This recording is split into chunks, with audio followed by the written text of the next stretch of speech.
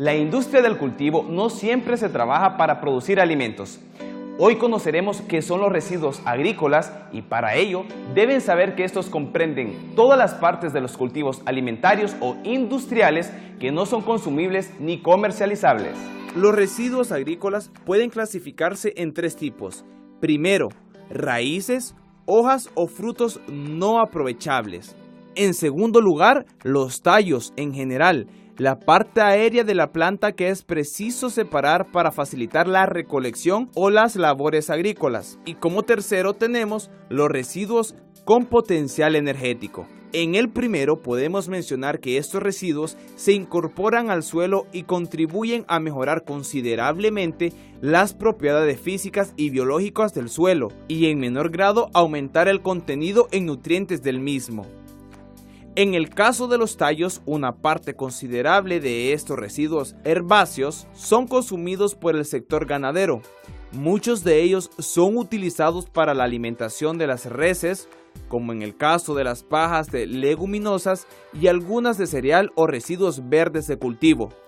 En el tercero, donde se mencionan los residuos de potencial energético, déjenme decirles que estos son en gran parte los que suelen quemar en las propias tierras de trabajo.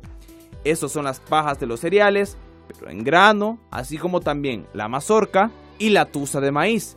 Además, cultivos industriales como ser los textiles, el algodón y la poda de algunos frutos y viñedos que en otras épocas eran utilizados como combustibles domésticos, pero que hoy constituyen un problema de alimentación. Pero también existen otro tipo de residuos, estos son los residuos forestales, y como su nombre lo indica, son los residuos de las maderas y troncos descorchados que quedan sobre el terreno de los bosques y que dan lugar a la recuperación de este. También son considerables los residuos que se producen cuando se limpian los bosques naturales, que se lleva a cabo con el fin de evitar la propagación de incendios y aumentar el rendimiento del bosque. Estos residuos deben ser retirados del monte, pues son el factor de riesgo importante no solo por los incendios forestales, sino también por la propagación de plagas. Pero estoy seguro de que ustedes saben muy bien que existe otro tipo de residuos. A ver, díganme cuáles son. Muy bien, algunos lo recordaron. Pues bien, son los residuos ganaderos y estamos hablando de el estiércol, que ha pasado en gran medida a ser un residuo sustituido por abonos sintéticos, pero también, aunque ustedes no lo crean, la tecnología ha evolucionado a tal grado que ahora también puede ser utilizados para la producción de alimentos, de los mismos animales, claro está. Pero la idea de todo esto es que se cree un plan de gestión de residuos orgánicos, el cual debe tener como objetivo convertir todos estos residuos en recursos. Pero para ello se deben realizar acciones en tres ámbitos, que ahora mismo vamos a ver. El número 1, reducir lo más que se pueda el residuo en origen, es decir, buscar alternativas para disminuir los restos de todo tipo de producción. Número 2, aplicar tratamiento con el fin de conseguir un nivel de calidad acorde con el destino y el final. Número 3, planificar y controlar el destino y uso del producto.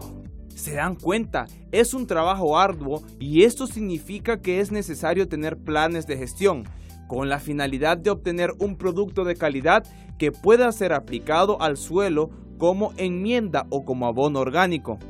También es importante que conozcamos cómo nosotros podemos fabricar nuestro propio abono, para que de esta manera podamos también utilizar los residuos de lo que consumimos en la elaboración de algo que sea útil. Pero en eso surge una pregunta que es importante analizar. ¿Qué hacemos nosotros con los residuos que quedan de nuestros alimentos?